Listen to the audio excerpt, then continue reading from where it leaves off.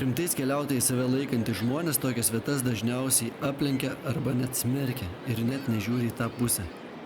O aš nepraleidau progos ir išsidrėvęs ant gulto pagalvojau, kad kai žiūri į kalną, tai pirmiausia kyla dvi mintis. Kad reikia nuo jo nusileisti, žiemą susnieglinti, arba kad reikia ant jo užlipti. Šiandien aš atradau trečią variantą, kad reikia jį tiesiog žiūrėti ir mėgautis. Ir neužsiimti nieko kitokio, tik ilsėtis. Aš nežinau, kiek truks šis video, bet jis bus kitoks, negu aš esu įpratęs daryti. Pirmiausia, vykdamas į kitą šalį, aš laikydavau tokio principo, kad keliauk ir pažink. Ir šis kartas yra pirmasis, kada nežinau, ar aš čia kažką pažinsiu, bet su 8 mėnesių kūdikiu kažkaip nedrįsom leistis į tolimą egzotinę kelionę ir pasirinkome pažįstamą rekomenduotą saugiausią variantą.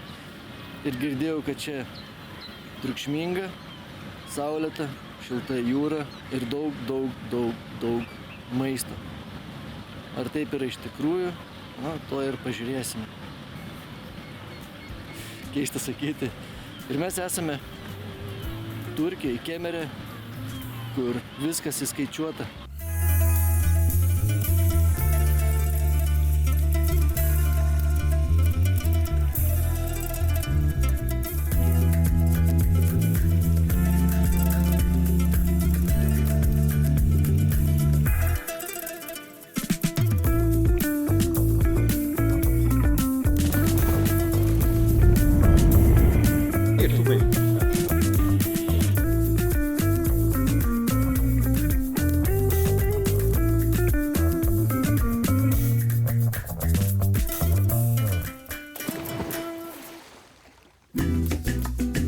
Tik 3,5 valandos skrydžio iš Vilniaus iki Antalijos ir mes jau Turkijoje. Šalyje, kuriai turizmas yra kur kas daugiau nei sezoninis verslas. Ne 10% visų dirbančių turkų dirba būtent šiame sektoriuje. Kasmet į šalį atvyksta daugiau nei 50 milijonų žmonių ir jie palieka ne tik jų nutrintus baseino gultus, bet ir Turkijos iždą papildo daugiau kaip 50 milijardų eurų, kas sudaro beveik 3 Lietuvos biudžetus.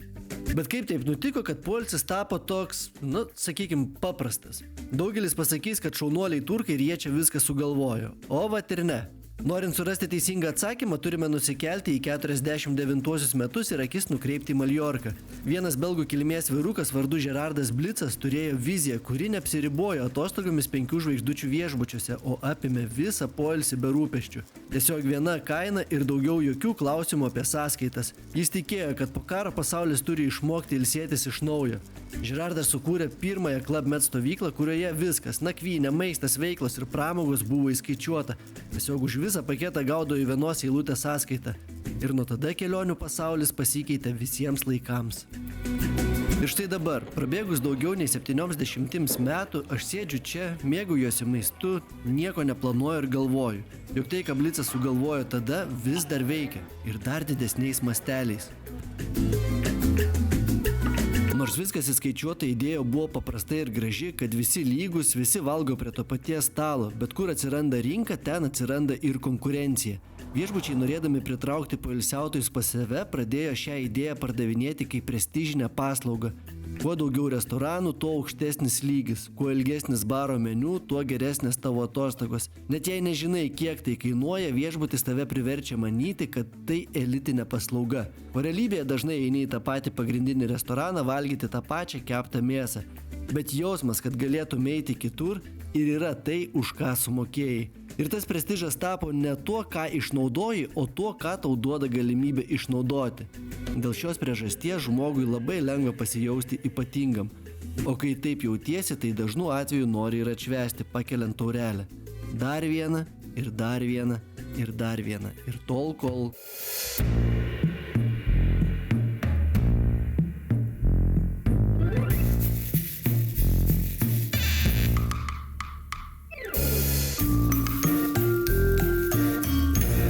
Todėl prieš perkant kelionės paketą labai rekomenduoju pasidaryti namų darbus ir išsiaiškinti viešbučio konceptą. Jei jūs norėsite ramiai pailsėti, klausantis medžio ošimo, o viešbutis bus besiorientuojantis į vakarėlius iki paryčių, tai tokių atostogų su nostalgija tikrai neprisiminsite.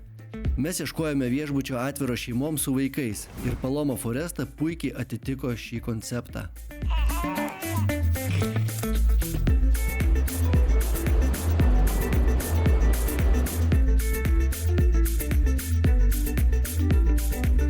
mūsų viešbutis stovi Kemere, o Kemeras tai nedidelis kurortinis miestelis apsuptas kalnų, miškų ir jūros, pagal kurios pakrantę driekiasi viešbučių kompleksai.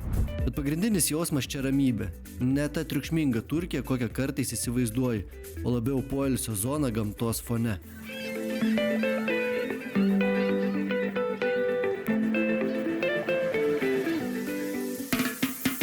Nors esu pirmą kartą tokio tipo viešbutyje, jis yra būtent toks, kokį ir įsivaizdavau. Didelis, su plačiu vestibiuliu ir interjeru, kuris bando įteikti, kad esi karališkoje aplinkoje. Aukštos lubos, blizgantis marmuras, minkštos sofos ir tas švelnus vos juntamas kvapelis, kuris tarsi sako, mes čia viską dezinfekavom, galite atsipalaiduoti. Registracija užtruko vos kelias minutes, padavė porą bukletų ir apyrankę, kuri nuo šiol reiškia, kad tapome sistemos dalimi. Galime valgyti, gerti, maudytis, daryti ką norime, viskas mūsų. Na gerai, beveik viskas.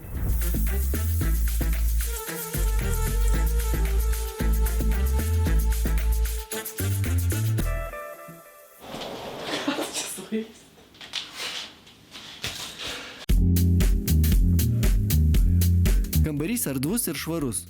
Toks, kuriame nesinori ieškoti priekabių, su didelė lova ir balkonu, pro kurį matosi ne jūra, o kalnas. Ir tiesą pasakius, tai buvo taip pat, ko ir tikėjomės. Bet kas mus tikrai sužavėjo ir tapo pagrindiniu mūsų pasirinkimo argumentu, tai viešbučio kiemas. Visa teritorija tarsi parkas, didelis, žalias, su šešėliais, takeliais. Ir kai turi vežimėlį ir norą ramiai pasivaikščioti, tai yra auksas. Triukšmo čia minimaliai, net baseinai įsilieja į kraštovaizdį. Mes atvykome be planų, be ekskursijų, be tikslų, tik su noru gerai išsimiegoti, neskubėti ir svarbiausia, pailsėti. Ai, turėsi medžiagas apie tavo plaukus.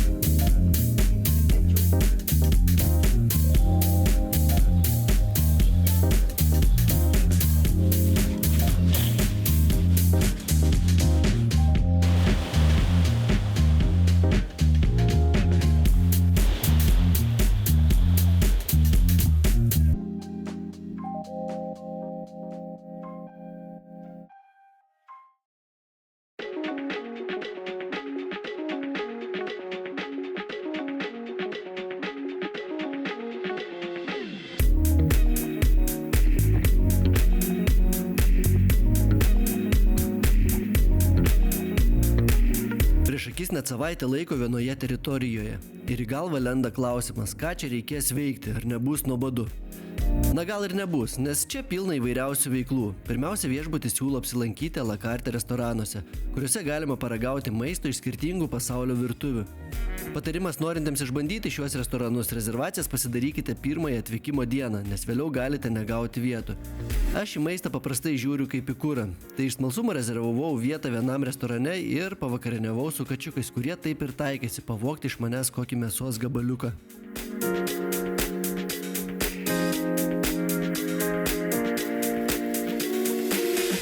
Jei daug valgai, tai reikia ir pasportuoti. Nieko nenustebinsiu pasakydamas, kad viešbutyje yra treniruoklių salė. Nedidelė, bet joje yra visko, ko gali reikėti sportui per atostogas.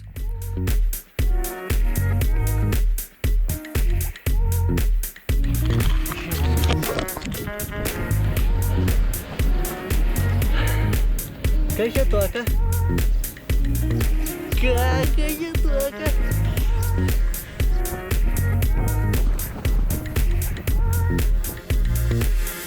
Taip pat teniso kortai, kur nemokamai galima žaisti dienos metu, o sutemus už papildomą mokestį prižiūrėtojas įjungs šviesą.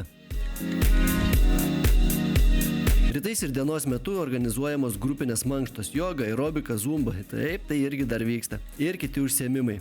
Jame yra minigolfas, stalo tenisas, krepšinio aikštelė, paplūdimio tinklinis ir dar daug visokiausių veiklų.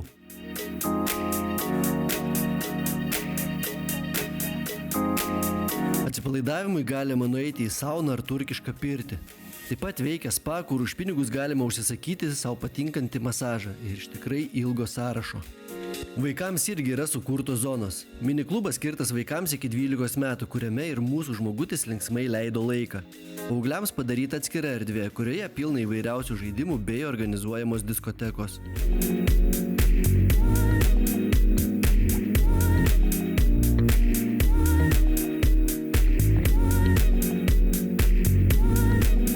Sutemus amfiteatre pakyla garso lygis, nes prasideda visokie muzikiniai pasirodymai ir koncertai. Na ir kaipgi be diskotekų. Neparodysiu kadrų iš ten, nes tokiu metu jau saldžiai miegodavau. Ir žinoma, svarbiausia veikla tai gulėjimas ant gulto. Ir tai galima daryti skirtingose zonose – paplūdimy, prie baseino ir pievelėje. Visur išbandėme ir visur patiko. Tiek prie baseino, tiek paplūdimy ir prie pievelės veikia barai, kuriuose barmenai plaka įvairiausius kokteilius, galima pasivaišinti ledais ar net paprašyti, kad kepėjas iškeptų pizzą, jei neužteko maisto per pietus. Visos šios veiklos ir paslaugos užtikrina, kad kiekvienas svečias rastų savo tinkamą užsiėmimą, bei galėtų mėgautis atostogomis pagal savo poreikius. Ir tikrai tarp tiek veiklų per savaitę reikės dirbti, kad visur suspėti.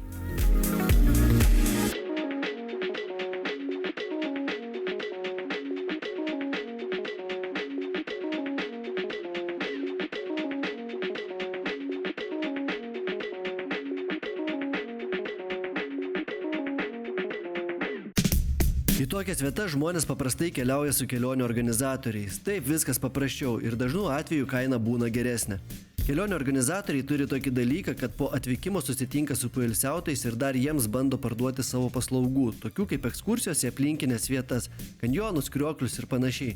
Taip pat siūlo nemokamą kelionę į Antaliją, bet pirmiausia reikės užsukti į švarkus, paltus ir viršutinius rūbus, kur galėsi nusipirkti odinių striukių ar kailinių. Arba ne.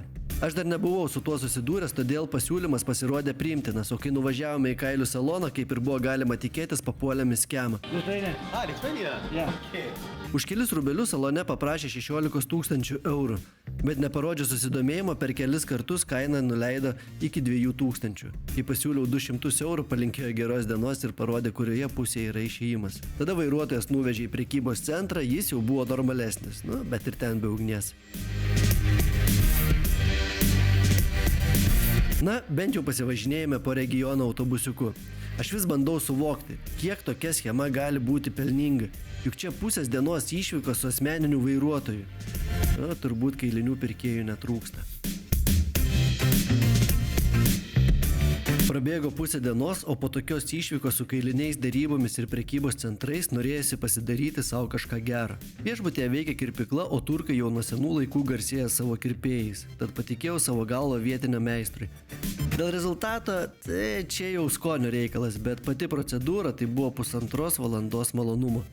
Nežinau, ar kirpėjas daugiau laiko praleido kirpdamas ar masažuodamas, bet tikrai žinau, kad tuo metu norėjau, kad tai nesibaigtų. Galva, pečiai, rankos net iki pirštų galiukų. Ir visa tai buvo dar vienas dalykas, kuris atitraukė nuo kasdienybės.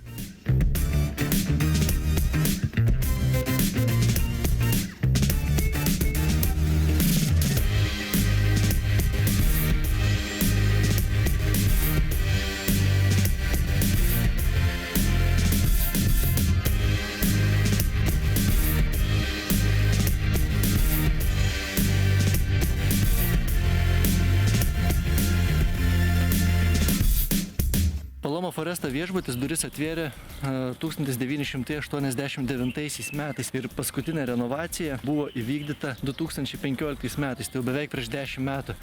Kad viešbutis 89 metų, viduj taip kaip ir jaučias, ir iš išorės biškai jaučias. Išėjęs iš lifto eini koridorium ir tas koridorius parodo, kad yra pastatas nenaujas. Ir kaip ir sakiau, kad man viskas su tom kaip yra gerai, bet yra tokios detalės, kur 5 žvaigždutėm aš nesuprantu. Ta prasme, tu niekaip netimpi į mano suvokimą 5 žvaigždutės, kai tu eidamas matai, taip užtapituotas sienas.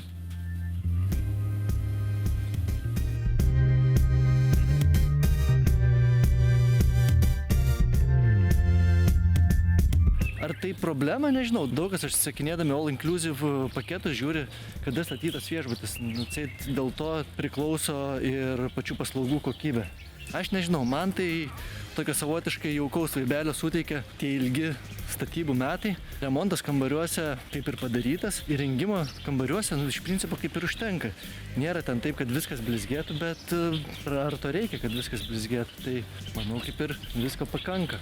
Man šiaip patinka pats viešbučio konceptas. Jis orientuotas daugiau į šeimą ir į ramesnį poilsį. Renkant šią kelionę, ramybė buvo pagrindinis prioritetas ir ją gavome. Apie 5 žvaigždutės. Tai ar šitas viešbutis yra vertas 5 žvaigždučių? Nežinau. Taip kaip aš įsivaizduoju 5 žvaigždutės. Čia yra Turkija ir čia nereiškia 5 žvaigždutės tai, ką reiškia 5 žvaigždutės pas mus. Kaip aš įsivaizduoju, kad per 5 žvaigždutės bus viskas iššluostyta, išvalyta, išlaižyta, tai čia taip nėra. Bet labai gerai buvau radęs apie viešbučių žvaigždučių klasifikavimą parašytą pas Makalių ir labai viską sudėliojo į savo vietas. Tai va, 5 žvaigždutės Šveicarijai nėra lygų 5 žvaigždutės Turkijai. Ar viešbutis stengiasi būti fainas visiems? Taip stengiasi. Kad ir kaip ten sakytumėm, kad ten tas nenuvalyta ar tas nedadaryta, bet šiaip tai žmonės kaip jie supranta, o jie supranta, aš manau, ypatingai gerai. Taip kaip mes turbūt nežinau, ar kada suprasim, gal ir suprasim kada nors. Kiekvienam žingsnį vis eina ir sveikina, kalbina tave, ypatingai kalbina Kotryną. Aš nežinau, ar jie taip pamokyti yra tą daryti, ar tiesiog jiems natūraliai taip gaunasi, bet iš personalo beveik be išimties, kas tik pamato šviesę mažą mergaitę, jiem visiems yra kaip kažkoks stebuklas, jie puola ant kelių, ten čiupinėja ją, šnekina, giria gražiausiais žodžiais, bet sakau, gali būti tai ir marketinginis triukas, kad įsiteikti savo lankytojui. Praėjus beveik savaitį, ką aš galėčiau pasakyti apie patirtį all inclusive, ar aš norėčiau grįžti? Dabar norėčiau grįžti, nes aš jaučiuosi persėdęs, išpampęs ir reikia truputį pailsėti, bet ar čia mano problema? Jo, čia mano problema, kad nesusilaikiau nuo visos tos gausos maisto ir tiesiog rijau kaip išprotėjęs ir nematęs mėsos gyvenime. Jeigu visą šitą dalyką atmetus, pats kaip konceptas, jisai nėra blogas, tu tiesiog susimoki pinigus ir daugiau nieko nesirūpini. Tavim pasirūpina nuo A iki Z. Baigę savo atostogas, tu gali jaustis pailsėjęs ir visiškai atsipalaidavęs. Ar su vaiku faina tai daryti? Jo, su vaiku faina. Vėlgi, kaip ir pasikartosiu, viskas yra paruošta. Tau nereikia galvoti, ką padaryti valgyti, tau nereikia pačiam daryti valgyti. Viskas yra jau padaryta už tave. Skeptikai sako, ką aš čia veiksiu, man patinka keliauti ir pamatyti šalį. Tai keliaukit. Taip, kad jeigu norit ilsėtis, tai galima viską tą daryti. Jeigu patinka kitaip, galima kitaip. Atsipalaiduot kartais reikia tiesiog. Nebūtinai išvažiavus į kitą šalį. Reikia varyti ir draskytis nuo ryto iki vakaro, kaip kam patinka. Man patinka taip daryti. Tai aš manau, sekančią kelionę rinksiuos tenai, o iš esmės tai keliaukit ir pažinkit. Ir galiausiai nurimus ateina suvokimas, kad ir kiek tų veiklų bebūtų, ar tai sporto salės, baseinai, restoranai, koncertai, kokybiškos tos veiklos ar tik šiaip savo, svarbiausia ne jos. Svarbiausia yra laikas kartu. Laikas be planų, be buities, be žodelio reikia. Ši vieta leidžia sustoti ir pasidžiaugti tuo, ką turi. Tai galimybė tiesiog ramiai žiūrėti į svarbiausią pasaulyje dalyką, kaip žaidžia mūsų vaikas, žinant, kad niekur nereikia skubėti. Ir tiesą pasakius, mokėti atsipalaiduoti ir nieko neveikti, tai irgi įgūdis. O tokios kelionės turbūt pats tinkamiausias metas tai suprasti. Keliaukite, nes tik niekada nekeliavęs žmogus gali sakyti, kad jam nepatinka keliauti.